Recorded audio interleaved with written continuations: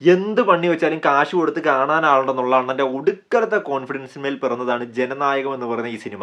അല്ലെങ്കിൽ അപ്പുറത്ത് ലോകേഷ്, അറ്റ്ലി, നെൽസനൊക്കെ നിൽക്കാൻ നേരത്ത് ഇവരോടെ കണ്ണനൊന്ന് മൂളിയാൽ മതി, ഇവർ സ്ക്രിപ്റ്റുമായിട്ട് വരും, പ്രൊഡ്യൂസർമാർ ഇങ്ങനെ ഒന്ന് ക്യൂ നിൽക്കും, പടം ഓണാകും. എന്നിട്ടും ഇമ്മാതിരി അപരാധനെ കൊണ്ട് തലവെച്ചെങ്കിൽ അങ്ങേരെ എന്നാ പറയണം.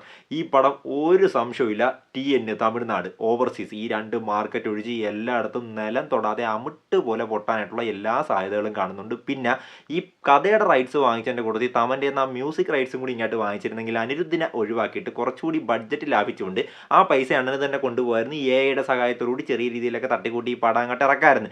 എങ്ങനെ ഇറക്കിയാലും ലാസ്റ്റ് പടം വൺ ലാസ്റ്റ് ഡാൻസ് കാണാൻ ആളുണ്ടാകും. പിന്നെ ഇതൊന്നുമല്ല നമ്മുടെ സബ്ജക്റ്റ്. ഇതൊക്കെ ട്രെയിലർ കണ്ടപ്പോൾ എനിക്ക് ചെറുതായിട്ട് തോന്നിയ കാര്യങ്ങളാണ്. നിങ്ങൾക്ക് തോന്നിയാൽ നിങ്ങൾ കമൻറ്റ് ബോക്സ് ഇടുക. പക്ഷേ നമ്മുടെ സബ്ജക്റ്റ് എന്ന് പറയുന്നത് തളപതിക്ക് ഈ പടം ഇറങ്ങുന്ന ദിവസം തന്നെ അല്ലെങ്കിൽ ഈ പടത്തിനോടൊപ്പം തന്നെ ഒരു തെലുങ്ക് ഡയറക്ടർ കൊടുത്ത രണ്ട് പണികളെക്കുറിച്ചാണ്. ഈ രണ്ട് പണികളും ഈ സിനിമയാണ് നല്ല രീതിയിൽ ബാധിക്കും, അക്കാര്യത്തിൽ ഒരു സംശയമില്ല. ഇതാണ് ബാധിക്കാൻ പോകുന്നത്. ആ ഡയറക്ടറിൻ്റെ പേര് അനിൽ റവിപുടി എന്നാണ്. പുള്ളി 2023 സാക്ഷാൽ ബാലയ്യനെ നായകനാക്കി ഒരു സിനിമ എടുത്തായിരുന്നു. പടത്തിൻ്റെ പേര് ഭഗവന്ത് കേസരി. പിന്നെ ഭഗവന്ത് കേസരി, ജനനായകം രണ്ടും സെയിം സ്റ്റോറി, സെയിം കഥ, റീമേക്ക് അങ്ങനെയുള്ള കാര്യങ്ങൾ മാത്രമല്ല നമ്മൾ സംസാരിക്കാൻ പോകുന്നത്. നമ്മുടെ സംഭവം എന്ന് പറയുന്നത് ഈ അനിൽ റവിപുടി എന്ന് പറയുന്ന ഡയറക്ടർ തെലുങ്കിലെ ഒരു ടോപ്പ് ഡയറക്ടറാണ്. മലയാളികൾക്കിടയിൽ പുള്ളി അത്ര വലിയ പരിചിതനൊന്നും ആയിരിക്കത്തില്ല. പക്ഷേ തെലുങ്കന്മാരുടെ ഇടയിൽ പുള്ളിക്ക് വൻ ഹോൾഡാണുള്ളത്. രാജമൗലി, നമ്മുടെ പ്രശാന്ത് നീൽ, ലോകേഷ് കനകരാജ്, രാജ്കുമാർ ഹിരണി ഇവരുടെയൊക്കെ ഒപ്പം എടുത്തു വെച്ച് അവന്മാർ കമ്പയർ ചെയ്യാറുണ്ട്. കമ്പയർ ചെയ്യുന്നത് വർക്കിൻ്റെ അടിസ്ഥാനത്തിലല്ല, ഹിറ്റ് റേഷ്യോൻ്റെ അടിസ്ഥാനത്തിലാണ്. കാര്യം എടുത്തേക്കുന്ന എല്ലാ പടങ്ങളും ബ്ലോക്ക് ബസ്റ്റേഴ്സ് സൂപ്പർ ഹിറ്റുകളാണ് ഈ അനിൽ റവിപുടിയുടേത്. അമ്മാതിരി ഹോൾഡാണ് അങ്ങേർക്കുള്ളത്. അപ്പം അങ്ങേര് എന്ത് പണിയാണ് പുള്ളിക്ക് കൊടുത്തേക്കുന്നത്, തളപതിക്ക് കൊടുത്തേക്കുന്നത്? നമുക്ക് അതിലേക്കൊന്ന് പോയാലോ? Hello cinephiles, welcome to touch my life. 2015 direction രംഗത്തേക്ക് വന്ന അനിൽ റവിപുടി ഏകദേശം 9 സിനിമകൾ കംപ്ലീറ്റ് ചെയ്തിട്ടുണ്ട്. 8 റിലീസായിട്ടുണ്ട്. ഒരെണ്ണം ഉടനെ തന്നെ റിലീസാകാനായിട്ട് നിൽക്കുന്നുണ്ട്. ഇങ്ങേര് തളപതിക്ക് കൊടുത്ത ഫസ്റ്റ് പണി എന്ന് പറയുന്നത് ഭഗവന്ത് കേസരി. പുള്ളി 2023 ബാലയ്യനെ നായകനാക്കി ഡയറക്റ്റ് ചെയ്ത സിനിമയാണ്. മിക്സഡ് റെസ്പോൺസിൽ 100 കോടി അടിച്ചു. അത് സക്സസ് പടമാണ്. ആ പടത്തിൻ്റെ റൈറ്റ്സ് നമ്മുടെ അണ്ണന് കൊടുത്തു എന്നുള്ളതാണ് ഫസ്റ്റ് പണി. അങ്ങനെ കൊടുത്തു എന്ന് വെച്ച് ഈ സിനിമയുടെ ട്രെയിലർ ഇപ്പോൾ കണ്ടിട്ട് ഇത് എക്സാക്ട് അതേപോലെ കോപ്പി അടിച്ച് വെച്ചേക്കുകയാണ് എന്നുള്ള അഭിപ്രായമൊന്നും എനിക്കില്ല. പക്ഷേ most of the scenes same ആയിട്ട് തന്നെ നമുക്ക് തോന്നുന്നുണ്ട്. ഭഗവന്ത് കേസരി എന്ന് പറയുന്ന പടത്തിൽ നമുക്കറിയാം ബാലയ്യ അണ്ണൻ ശ്രീലീനെ ട്രെയിൻ ചെയ്യുന്നുണ്ട്. ആർമിയിലേക്ക് കയറാനായിട്ട് ഇങ്ങനെ അങ്ങോട്ട് സപ്പോർട്ട് ചെയ്തുകൊണ്ടിരിക്കുന്ന ഒരാളാണ്. ഇതിനകത്ത് തളപതി വിജയണ്ണനും മമിതേനെ അത് തന്നെയാണ് ചെയ്യുന്നത്. ആർമിയിലേക്ക് കയറാനായിട്ടുള്ള ആപ്ലിക്കേഷൻ ഫോമൊക്കെ കൊടുക്കുന്നുണ്ട്. ഇതൊക്കെ രണ്ട് സിനിമയിലും എക്സാക്ട് സംഭവങ്ങളാണ്. അതിനകത്ത് സ്ത്രീകളുടെ ഉന്നമനത്തിന് വേണ്ടി ഇങ്ങനെ സംസാരിക്കുന്നുണ്ട് ബാലയ്യണ്ണൻ. ഇതിനകത്ത് തളപതി വിജയണ്ണനും അത് തന്നെയാണ്. മമിത അടികൊണ്ട് കിടക്കുന്ന ഒരു സീൻ നമുക്ക് ട്രെയിലറിൽ കാണാൻ പറ്റും. ഗംഭീര അഭിനയം എന്നൊക്കെ പറഞ്ഞ് ട്രോളുന്നുണ്ട് ആളുകൾ. അങ്ങനെ ട്രോളുന്ന ആളുകളൊന്നും ഓർക്കണം, മമിത ബൈജു എന്ന് പറയുന്ന ആക്ട്രസ് നമുക്ക് മലയാളികൾക്ക് അഭിമാനിക്കാൻ പറ്റുന്ന ഒരു നായികയാണ്. കാര്യം ഈ ചെറിയ ടൈം കൊണ്ട് അവർ ഏതൊക്കെ ലാംഗ്വേജിൽ പോയി അഭിനയിച്ചു. സൂപ്പർ സ്റ്റാർസിൻ്റെ ഒപ്പം തളപതിയുടെ ഒപ്പം വരെ അഭിനയിക്കുന്നു ലീഡായിട്ട്. അതൊക്കെ ഒരു വലിയ അച്ചീവ്മെൻ്റ് ആണ്. നമുക്ക് കളിയാക്കിയിട്ട് അല്ലെങ്കിൽ നമ്മുടെ ഇവിടെ നിന്ന് വളർന്നു വരുന്ന ഒരാളുടെ വളർച്ചയിൽ കുരുപൊട്ടി ചുമ്മാ കളിയാക്കുന്നതിൽ വലിയ അർത്ഥമൊന്നുമില്ല. അപ്പോൾ ഇതിനകത്ത് മമിത അടികൊള്ളുന്നുണ്ട്, അതിനകത്ത് ശ്രീലീല അടികൊള്ളുന്നുണ്ട്. ശ്രീലീല ഉയർത്തെഴുന്നേറ്റ് തിരിച്ചടിക്കുന്നുണ്ട്. ഇതിനകത്ത് മമിത ഉയർത്തെഴുന്നേറ്റ് തിരിച്ചടിക്കും എന്നുള്ളത് നമുക്ക് ഉറപ്പിക്കാൻ പറ്റും. കാര്യം ഒരു പിക്ക് ലീക്കായിട്ടുണ്ട്, ഇവിടെ കാണിച്ചേക്കാം. അപ്പം എല്ലാം കൊണ്ടും കുറേ സംഭവങ്ങൾ വച്ച് നോക്കാൻ നേരത്ത് സംഭവം എക്സാക്ട് ഭഗവന്ത് കേസരിയാണ്. എങ്കിലും അതിനകത്ത് വേറെ കുറേ പരിപാടികളെ കുത്തിക്കയറ്റി, ഇപ്പോൾ രാഷ്ട്രീയമൊക്കെ ഉണ്ടല്ലോ, അതൊക്കെ കുത്തിക്കയറ്റി വേറെ സംഭവമാക്കി നമുക്ക് തിയേറ്ററിൽ കാണാൻ പറ്റും. അപ്പോൾ എന്തായാലും ഇതൊരു പണിയാണോ എന്ന് ചോദിച്ചു കഴിഞ്ഞാൽ ലാസ്റ്റ് പടം ഒരു റീമേക്കായിട്ട് അത് കുറച്ച് സീൻസ് എങ്കിൽ കുറച്ച് സീൻസ് അങ്ങനെ വരുന്നത് വളരെ വലിയ ഒരു പണിയാണ്. അതിപ്പം തെലുങ്ക് മാർക്കറ്റിലേക്ക് എടുത്ത് നോക്കുമ്പോഴാണ് നമുക്ക് ആ പണിയുടെ ലെവൽ മനസ്സിലാകുന്നത്. അവിടെയുള്ള ആളുകളൊക്കെ ഇപ്പോഴേ ട്രോളി തുടങ്ങി ഈ ഭഗവന്ത് കേസരി കാണാനായിട്ട് ഞങ്ങൾ വീണ്ടും ടിക്കറ്റ് എടുക്കണമെന്ന് ചോദിച്ചിട്ടുണ്ട്.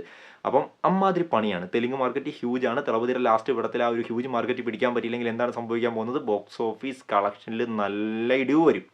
ഇനി നമുക്ക് ഈ അനിൽ റവിപുടി എണ്ണം കൊടുത്തേക്കുന്ന രണ്ടാമത്തെ പണി എന്താണെന്ന് നോക്കിയാൽ, ഞാൻ ആദ്യമേ പറഞ്ഞു ഹിറ്റ് റേഷ്യോയുടെ കാര്യത്തിൽ രാജമൗലിയോടും പ്രശാന്ത് നീലിനോടും രാജ്കുമാർ ഹിരണിയോടും ഒക്കെ കമ്പയർ ചെയ്യപ്പെടുന്ന പേരാണ് അനിൽ റവിപുടി എന്ന് പറയുന്നത്. അങ്ങേരുടെ സിനിമകളൊക്കെ ഹ്യൂജ് സക്സസ് ആണ്. അങ്ങേര് 2015 പട്ടാസ് എന്ന് പറയുന്ന സിനിമയിലൂടെ രംഗത്തേക്ക് വന്ന ആളാണ്. ആ സിനിമ നല്ല ഹ്യൂജ് സക്സസ് ആയിരുന്നു. അതിനുശേഷം പുള്ളിയുടേതായിട്ട് റിലീസായ സിനിമ എന്ന് പറഞ്ഞാൽ 2016 റിലീസായിട്ടുള്ള സുപ്രീം എന്ന് പറയുന്ന സിനിമയാണ്. അതും ബ്ലോക്ക് ബസ്റ്റർ ആയിരുന്നു. 2017 രാജാദി ഗ്രേറ്റ് എന്ന് പറയുന്ന സിനിമ നമ്മുടെ രവി തേജ തേജ അണ്ണനെ വെച്ചെടുത്തു. അത് ബ്ലോക്ക് ബസ്റ്റർ ആയിരുന്നു. രവിതേജയുടെ കരിയറിലെ ഫസ്റ്റ് 50 കോടി ആ സിനിമയായിരുന്നു.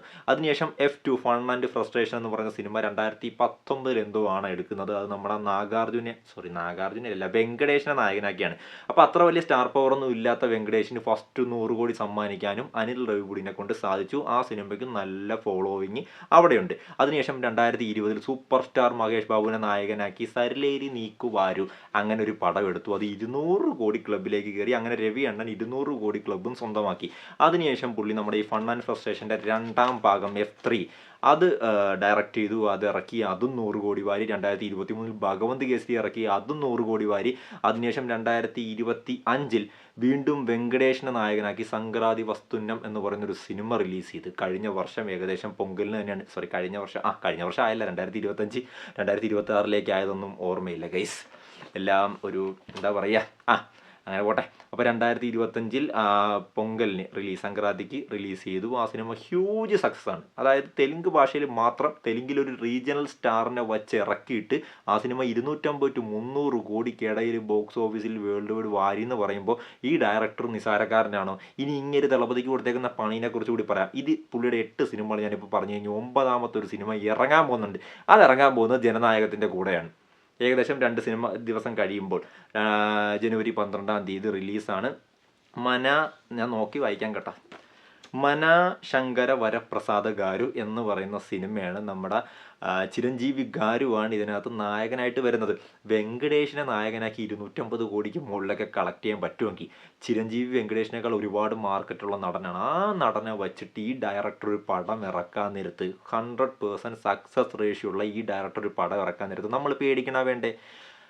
ഉറപ്പായിട്ടും പേടിക്കണം. കാര്യം തെലുങ്ക് മാർക്കറ്റ് രാജാസാബ് ഉള്ളതുകൊണ്ട് തന്നെ ഹ്യൂജ് കോമ്പറ്റീഷൻ ഫേസ് ചെയ്യേണ്ടി വരും. അക്കൂട്ടത്തിൽ ഇതും കൂടി വരികയാണെങ്കിൽ, അവിടുത്തെ റീജിയണൽ ഓഡിയൻസിൻ്റെ പൾസ് അറിയാവുന്ന ഒരു ഡയറക്ടറിൻ്റെ പടം കൂടി വരികയാണെന്നുണ്ടെങ്കിൽ മൊത്തത്തിൽ കുളവാകും. ജനനായകന് തെലുങ്ക് മാർക്കറ്റ് തൊടാൻ പറ്റത്തില്ല.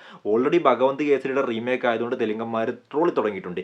ഇനി ഈ സംഭവം കൂടി, ഈ 2 സിനിമകളും കൂടി പോസിറ്റീവ് ആണെങ്കിൽ, രാജാസാബും ഈ മനാശങ്കര വരപ്രസാദ കാര്യം കൂടി പോസിറ്റീവ് ആണെങ്കിൽ അങ്ങോട്ടേക്ക് കയറാൻ ദളപതിക്ക് പറ്റത്തില്ല.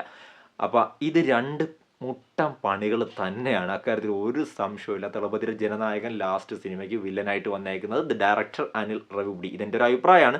ഞാൻ ചുമ്മാ ഒരു വീഡിയോ ചെയ്തെന്നേ ഉള്ളൂ. ഇത് ശരിക്കും പണിയാണെന്ന് ചോദിച്ചു കഴിഞ്ഞാൽ ഇനി റിയാലിറ്റിയിലേക്ക് വരാൻ നേരത്ത് ദളപതി പടമാണ്. The one man the brand Thalapathy. ആ പേര്, ആ തല, ആ ഫുൾ ഫിഗർ അത് കാണാനായിട്ട് ആള് കയറും എന്നുള്ള കാര്യത്തിൽ ഉറപ്പാണ്. പക്ഷേ TN ഓവർസീസ് അത് ഹ്യൂജായിട്ട് സംഭവിക്കുകയും ബാക്കിയുള്ള സ്ഥലങ്ങൾ മൊത്തത്തിൽ ഇത് അമിട്ട് പൊട്ടുന്ന പോലെ, ഞാൻ പറഞ്ഞ പോലെ പൊട്ടാനായിട്ടുള്ള സാധ്യതകളുണ്ട്. ഇല്ലെങ്കിൽ ഹ്യൂജ് പോസിറ്റീവ് എന്തെങ്കിലും ഒരു അത്ഭുതം നടക്കണം. ഫസ്റ്റ് ഷോ കഴിയാൻ നേരത്ത് അത്രമാത്രം എക്സൈറ്റഡ് ആയിട്ടായിരിക്കണം ആളുകൾ തിയേറ്ററിൽ നിന്ന് പുറത്തേക്ക് ഇറങ്ങി വരേണ്ടത്. അത് ദളപതി ഫാൻസ് മാത്രമല്ല, ന്യൂട്രൽ ഓഡിയൻസിനും ഈ സിനിമ അത്രയ്ക്ക് വർക്കാകണം. ആ രീതിയിലൊരു പണി വിനോദ് എടുത്തിട്ടുണ്ടോ അറിയില്ല. ഉള്ള തുനുവും മറ്റേ വലിമയൊക്കെ വെച്ച് നോക്കുമ്പോൾ പുള്ളി അത്രമാത്രം പണിയെടുക്കും, അത്രമാത്രം മാസ് പടം എടുക്കാൻ നമ്മുടെ അറ്റ്ലി പോലെയോ ആ ഒരു കഴിവുള്ള ആളാണെന്ന് എനിക്ക് തോന്നുന്നില്ല. എന്തായാലും നമുക്ക് പടം വരുന്നവരെ വെയിറ്റ് ചെയ്യാം. ട്രെയിലർ കണ്ടെങ്കിൽ നിങ്ങളുടെ അഭിപ്രായം കമൻറ്റ് ബോക്സിൽ ഇടുക. പിന്നെ ഞാൻ ഈ സംസാര സബ്ജക്റ്റിനെ കുറിച്ച് നിങ്ങൾക്ക് ഒരു പുതിയ അറിവാണെങ്കിൽ അതും കമൻറ്റ് ബോക്സിൽ ഇടുക. വീഡിയോ ഇഷ്ടപ്പെട്ടെങ്കിൽ ലൈക്ക് ഇട്ട് കമൻറ്റ് ചെയ്യുക, ഇല്ലെങ്കിൽ ഡിസ്ലൈക്ക് ഇട്ട് കമൻറ്റ് ചെയ്യുക. രണ്ടാണെങ്കിലും ചാനൽ സബ്സ്ക്രൈബ് ചെയ്യാൻ മറക്കരുത്. അടുത്ത വീഡിയോ കാണുന്നവരെ ബൈ. പിന്നെ ഒരു കാര്യം കൂടി, ഗോട്ട് എന്ന് പറയുന്ന ഒരു അപരാധ പടം വെച്ച് 450 തൂക്കിയ അണ്ണനാണ്. ആ അണ്ണൻ്റെ പടമാണ്, ലാസ്റ്റ് പടമാണ്. അതിപ്പോൾ എന്ത് ഭഗവന്ത് കേസരി എന്ന് പറഞ്ഞാലും ഈ സിനിമയ്ക്ക് ഒരു ഫിഗർ ഉണ്ട്, 500 കോടി എന്ന് പറയുന്നത്. നെഗറ്റീവ് ആണെങ്കിലും കിട്ടും, പോസിറ്റീവ് ആണെങ്കിൽ എത്ര വരെ പോകും എന്നുള്ളത് മാത്രം നമുക്ക് നോക്കിയാൽ മതി. അപ്പം ബൈ.